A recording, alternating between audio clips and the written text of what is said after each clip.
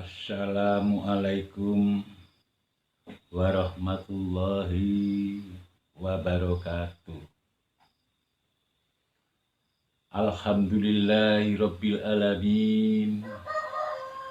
Ar-Rahmanir-Rahim. Maliki yaumiddin.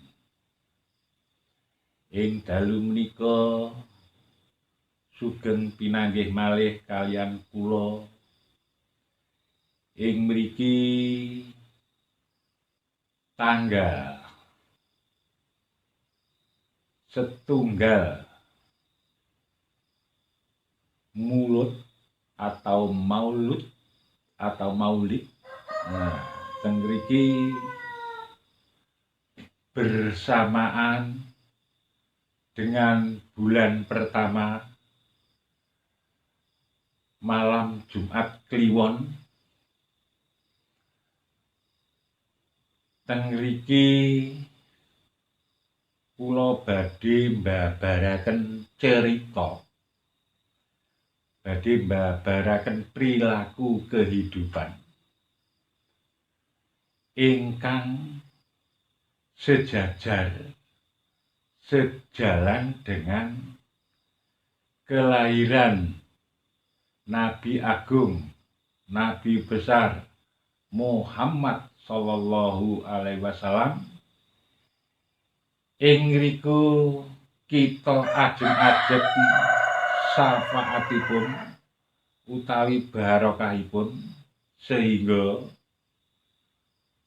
kula lan panjenengan sedaya saged mundhut kisah-kisah, cerita-cerita, perilaku-perilaku ingkang dipun susun dalam kitab suci Al-Qur'an menika saged ndadosaken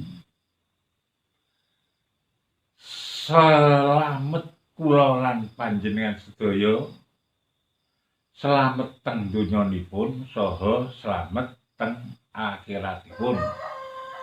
Bidini wad dunya wal akhirah.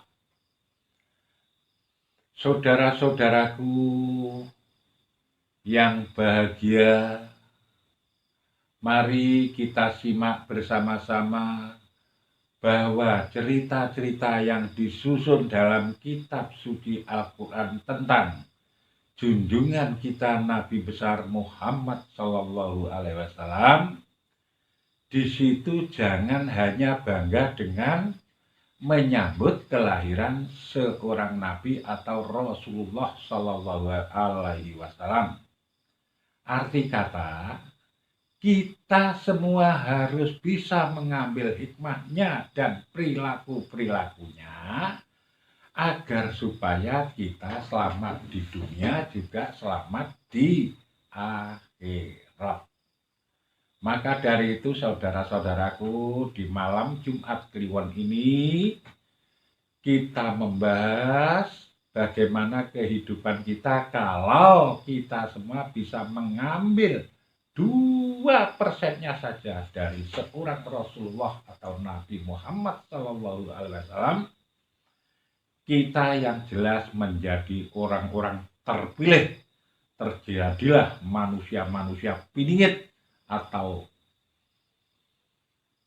manusia yang bisa kita sebut manusia yang sangat luar biasa atau priya utama utawi putri utama. Maka dari itu saudara-saudaraku, kalau kita bisa betul-betul bisa mengambil hikmah-hikmahnya dari seorang junjungan kita Nabi besar Muhammad sallallahu alaihi wasallam, yang jelas kita bisa hidup selamat di dunia, juga bisa hidup di akhirat yang urip langgeng sak lawas-lawasipun. Mila arah mrika kadang-kadang kula sedaya monggo kita binau, kita simak sesarengan tentang kehidupan seorang utusan dari Allah Subhanahu wa Ta'ala turun ke bawah, termasuk lahirnya para sunan-sunan atau para wali-wali yang bisa disebut lahirnya terbentuknya Wali Songo. Nah, di sini kalau kita mengambil kedudukan seorang wali atau sunan, di situ kenapa kok hanya ada 9 wali? Padahal masyayikh ulama yang lebih pandai, yang lebih pintar, yang lebih ngerti, sangat luar biasa, itu lebih dari ratusan atau ribuan. Kenapa hanya terpilih Wali Songo? Saudara-saudaraku yang kami muliakan, mari kita belajar bersama-sama. Berkat dari apa yang saya katakan, mudah-mudahan bisa berkenan, bisa bermanfaat, bisa menjadikan gambaran hidup manusia dengan adanya Wali Songo. Mari kita tengok bersama-sama. Di paling pertama adanya Sunan Malik Ibrahim. Karena kita orang Jawa harus ngerti opo karepe wong Jawa, jare wong Jawa niku artine beneh. Wong Jawa niku pinter ngacara sing jenenge tembung kirata basa. Ternyata tembung kirata basa niku sangat luar biasa kalau kita gali dan kalau kita manfaatkan. Kenapa? Di situ sunan yang paling tertua adalah Malik Ibrahim. Mari kita tengok sejenak. Kenapa kok Malik Ibrahim? Malik Ibrahim atau Nabi Ibrahim. Kalau kita simak di sejarah Nabi Ibrahim, diuji oleh Allah, itu diminta keikhlasannya agar supaya menyembelih seorang putranya yang bernama Ismail. Maka dari itu kalau kita gali yang lebih dalam, seorang anak diminta disuruh menyembelih demi keikhlasan Nabi Ibrahim, ternyata dengar pada putranya sendiri, putranya juga memberikan keikhlasan. Kalau memang Allah yang memintanya, saya siap untuk disembelih. Maka dari itu, kenapa kok namanya Ibrahim? Ibrahim itu betul-betul kalau kita ambil I-nya sama B-nya itu seorang ibu. Rata-rata ibu mempunyai rahim. Karena kita lahir dari seorang ibu yang mempunyai rahim, bisa disebut Ibrahim. Maka dari itu, kalau kita semua betul-betul mempunyai keikhlasan lahir batin seperti kisah-kisah yang ditulis di kolom cerita Nabi Ibrahim, di situ apapun yang kita berbuat untuk menjadikan keikhlasan, dan di bawahnya ada yang namanya Sunan Ampel. Sunan Ampel itu artinya kita kalau memberikan apapun bentuknya itu lek iso ojo sampai ngampil, ojo sampai nyileh ben ra ndadekke perkara, ndadekne pekiwuh. Nah, ngoten. Jadi kita hidup di mana saja bisa disebut di bawahnya lagi, di situ ada yang namanya Sunan Bonang. Mbuh nang endi lek urip, mbuh nang endi lek urip, iso ayo kerja keras demi mencari keuntungan yang halal yang bisa kita berikan manfaatnya kepada anak cucu kita, kepada keluarga kita, agar supaya kita bisa betul-betul memakan barang-barang yang halal. Saudara-saudaraku, kalau memang kita bisa membersihkan apa yang ada di muka bumi ini, yang jelas kita bisa hidup bahagia karena di situ kita harus bisa membaca, memikirkan, dan bisa mencari penghasilan yang sangat luar biasa dan yang bisa diberikan kepada keluarga kita jadi makanan yang halal. Jadi mbuh neng ngendi uripmu, termasuk Sunan Bonang itu tadi, yang jelas kita ingin memberikan agar supaya anak kita bisa meneruskan pendidikan sampai menjadi yang sifatnya bisa mempunyai derajat atau kedudukan yang sangat luar biasa. Makanya di situ ada yang namanya Sunan Derajat. Jika putra-putri Anda menjadi seorang prawira tamtama, polisi, atau angkatan bersenjata, ataupun apa saja termasuk benteng negara, yang jelas di situ orang tua bisa naik derajatnya, anaknya juga mempunyai derajat yang istimewa, yang luar biasa, yang sangat disegani oleh semua kalangan.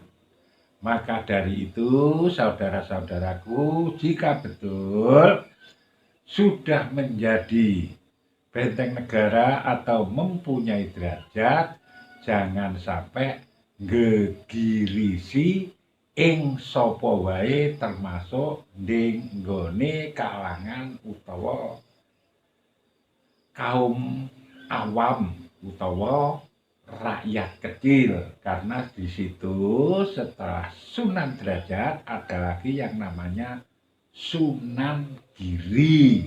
Nah, dan di sebuah kalangan para wali songo, kenapa kok banyak yang ada, yang tumbuh, yang berada di kawasan Jawa Tengah atau Pulau Jawa yang paling tengah. Nah, di situ ada lagi yang namanya Sunan Muria. Jadi, jika Anda sudah menjadi orang-orang yang mempunyai derajat tinggi, mempunyai apapun, Anda jangan sampai menjadi seorang pemurah. Jadi yo aja didolaran nemen. Jadi murih pantese, nah, di situ enek Sunan Muria, murih pantese kudu mempunyai keseimbangan yang sangat berimbang. Maka dari itu, murih slamete awak dhewe urip, sampean urip, piye carane mergo ndek kono iso ketemu maneh karo jenenge Sunan Kudus. Sunan Kudus menika artosipun hati yang paling dalam. Maka semua apa bentuknya, mulai dari Nabi Ibrahim sampai Sunan Muria menika, teng riku mandhap malih enten namine Sunan Kudus. Kudus niku hati yang paling dalam. Jadi apapun bentuknya yang bisa kita ambil dari pola pandang, pola dengar, pola cium, apa pangucap utawa lidah kita ini harus kita laporkan ke hati paling dalam agar supaya bisa mempunyai keselamatan fit dini wat dunia wal akhirah. Karena di situ ada lagi yang asli dari Jawa, tidak lain adalah Sunan Kalijogo. Arti daripada Sunan Kalijaga tidak lain harus bisa menjaga raga, iso njaga raga seutuhnya, agar supaya kita betul-betul menjadi orang terhormat, menjadi orang pilihan, dan bisa disegani oleh semua kalangan. Karena dari itu, maka dari itu kita harus betul-betul bisa menjaga mulai bawah sampai ke ujung rambut. Akhirnya kita bisa menjadi orang yang selamat bidini wad dunia wal akhirah. Maka dari itu, saudara-saudaraku, setelah itu kita yang jelas menjumpai lagi yang namanya Sunan Gunung Jati. Kenapa semua disebut Sunan? Karena di waktu itu orang-orang yang paling terpandang, orang-orang yang paling mengerti disebut Sunan, itu artinya tempat panyunan, tempat pertolongan bagi kawula awam, termasuk rakyat-rakyat kecil yang membutuhkan apapun yang dibutuhkan. Para sunan-sunan itu yang bisa memberi, bisa memintakan panyunan kepada Gusti Kang Moho Agung utawi Gusti Allah atau Tuhan kita semua. Maka dari itu, di situ bisa ketemu yang namanya Sunan Gunung Jati, artinya kita mendapatkan guru sejati yang sangat luar biasa kita jumpai. Maka dari itu, kalau saudara-saudaraku ingin mendapatkan guru sejati, belajarlah yang namanya pengertian lewat apapun, lewat agama apapun, lewat pendidikan apapun, itu ojo sok gampang ngeyel, ojo sok nambeng, ojo sok angel tuturane, ben supaya ketemu karo jenenge Sunan Gunung Jati atau ketemu karo guru sejati. Maka dari itu, kalau kita simak dari awal hingga akhir, inilah gambaran hidup manusia melalui Wali Songo. Jadi rencana dan tujuan para masayekh, para ulama, para ngerti ing jaman sakmonten nggadah tujuan memberikan contoh untuk kehidupan dirangkum jadi satu antara wali pertama sampai wali yang terakhir di angka 9 itu. Artinya kita bisa jadikan jembatan hidup untuk menjadikan kehidupan yang istimewa. Maka dari itu, kalau tidak seperti itu, tidak tembus yang namanya presiden pertama kami, yaitu I.R. Soekarno. Maka dari itu, I.R. Soekarno itu memang betul-betul sangat luar biasa. Makanya bisa menciptakan lambang negara kita merah putih. Artinya si bopo karo si biuk dijadikan satu, sing abang karo sing putih dijadikan satu, akhirnya menjadi kita-kita semua. Itu disebutkan lambang negara kita, lambang Indonesia, dan di situ didasarkan Pancasila.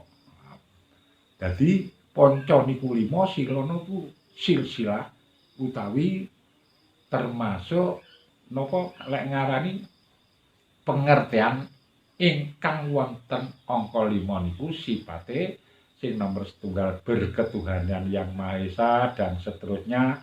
Artinya Bapak Presiden kita yang pertama itu mengajak kehidupan kita walaupun lain suku, lain bangsa, lain bahasa, kita tetap bersatu, kita teguh, bercerai kita utuh, cocok yang ada di lambang kita Bhinneka Tunggal Ika. Maka dari itu, saudara-saudaraku, jika ada kata-kata yang templetot seperti saya berkata karena ya agak ngowos, jadi kata-katanya itu banyak yang keterucut. Mohon maaf jika Anda kurang berkenan, kurang memahami apa yang saya katakan. Jika betul-betul Anda semua ingin lebih dalam, ingin lebih paham, monggo silakan Anda bisa komen di kolom komentar.